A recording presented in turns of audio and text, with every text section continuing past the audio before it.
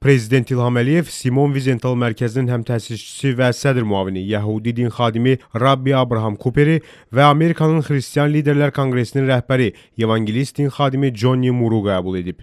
The conference itself, I think, is an amazing success. We hope that Azerbaijan will continue to do a good job branding itself as the leader that it is in terms of real interfaith leadership, not just talk, but when we come here, we all feel at home, and we know that this is primarily through your leadership personally, I think inspired also by your late father. Söhbət zamanı Ermənistan-Azərbaycan Dağlıq Qarabağ münaqişəsinə də toxunuldu. Prezident İlham Əliyev Azərbaycan torpaqlarının 20%-nin Ermənistan tərəfindən işğal edildiyini, soydaşlarımızın öz doğma torpaqlarından qovulduğunu bildirdi. Expelled all Azerbaijanis, and after that they organized so-called referendum, which was illegal, and nobody recognized it.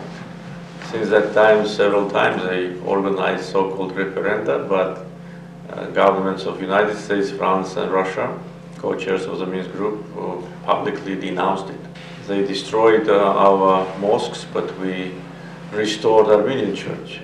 So this is also indicator of our attitude to religious monuments and their attitude. Azerbaijan is a multi-confessional country and multi-ethnic country. Armenia is a mono-ethnic country. All the representatives of other ethnic groups have been expelled. I heard there is a so-called leader of the Jewish community in Armenia, but the name was something like Karapetyan or Varapetyan, something like that. There's no Jews there, there's no Azerbaijanis there. But there is anti-Semitism there. Yes, of course, there's anti-Semitism there, and I don't know whether you know it or not. But during the CIS summit in Ashgabat this October, where the leaders of former Soviet republics met, one of the topic was celebration of the 75th anniversary of the victory in the Second World War. And I, taking the floor, said that Azerbaijan and other members of CIS, they have common position of denouncements of fascism and speaking about heroization of Nazis. And I said, unfortunately, in our area, in CIS, there is a country which glorifies the fascists.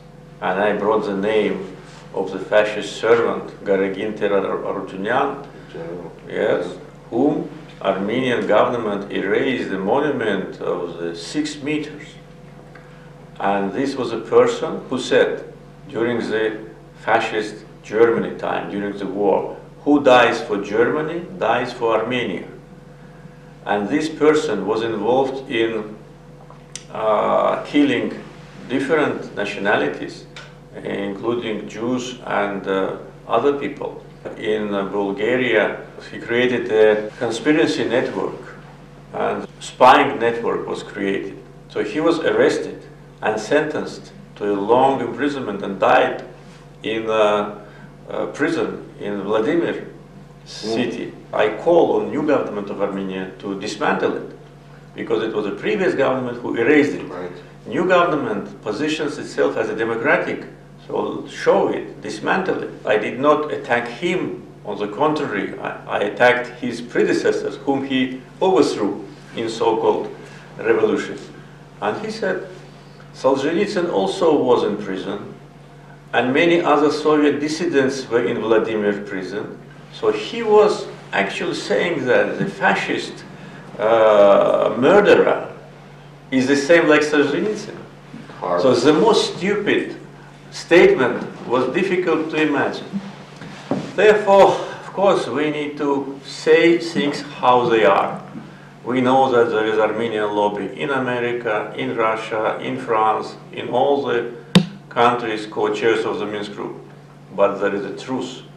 And on the eve of the 75th anniversary of the victory, how can we tolerate that they have this monument in the center of Yerevan? They try to build monuments now in, I heard, in the press in Bulgaria. They built one in the Russian city of Armavir. And one very brave person, he came and he put a black color on that.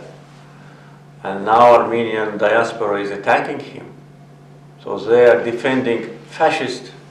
Therefore, of course, we hope that the Jewish communities in the world will join our voice and to force the new Armenian government to break this moment. Especially, as we know, in January, at the end of January, we'll have perhaps the last major gathering at Auschwitz, the anniversary of that, and correctly, most of the leadership of the former Soviet Union, they're proud that a bitter price to pay, but they were primarily responsible for the defeat of Hitler and his associates. This would be also an appropriate time to try to make sure that Armenia doesn't join the ranks of other nations, unfortunately in Europe, who are rewriting their history and putting up their monuments to collaborators with the Nazi mass murderers.